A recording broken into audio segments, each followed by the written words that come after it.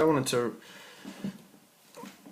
state the domain and range of this function here. Okay, so domain is all the possible x values a function can take. Okay, so all the possible values for x. You can see this function goes from -1, -3, that's the coordinate of this point here, and then just keeps on going forever. Because the point is coloured in, that means -1 is included. So you can see that the lowest x value is -1. So x is along here, lowest value is -1, and it just keeps going to infinity, okay? So it can be -1 or anything greater than -1.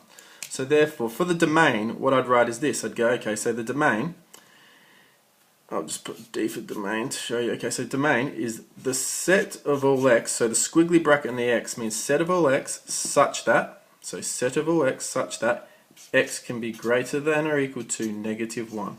Close the bracket. There's the domain. So for the range, okay, range is all possible y values. So you can see that the function goes down to -3 on the y-axis, it doesn't go down any further, and the function keeps going up to infinity. So the lowest possible value it can be on the y-axis is -3, and it can be anything greater than -3. So for the range, it's the set of all y such that y is greater than or equal to -3. Okay, and so that's the range for the function. Let's take a look at another one. Here's one here, okay? So I've got a parabola, and you can see the maximum here is at the point 1, 2, okay? So you can see, let's talk about domain first, actually, domain rather than the range. You can see that the graph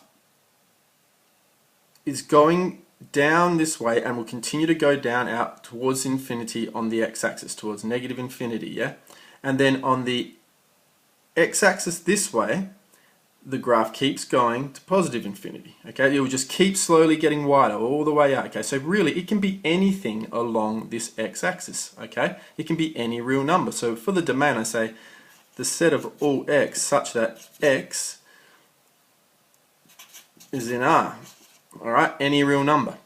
Okay, so x is any real number. That's domain. For the range, you can see the maximum point of this function is at 1, 2, so 2 on the y-axis, and then it just goes down to infinity. So it can get to 2, that's the highest value it can get to on the y-axis, alright, and then anything less than 2. So the range would be set of all y such that y is less than or equal to 2.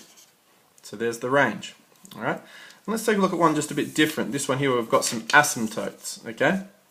So you can see that here's the function, alright, and I've got an asymptote at x equals 2 and an asymptote at y equals 1. That means the graph can't touch them, okay? So the domain for this graph, what you do when there's asymptotes, that rather than saying, oh, hang on, what can x be? It can be all of these values, okay? And it can be all of these values this way, and it can be all these values this way, it just can't be 2. Rather than trying to say all the values, what you state is what it can't be. So you go, alright, so the domain would be set of all x such that x cannot be 2, because that's where the asymptote is, alright? And there's your domain. So you just simply state what it, when you've got asymptotes, state what the function can't be, okay? So for the range, running out of paper here, okay, there's an asymptote at y equals 1, therefore the range is set of all y such that y cannot equal 1. So there's the range for that one.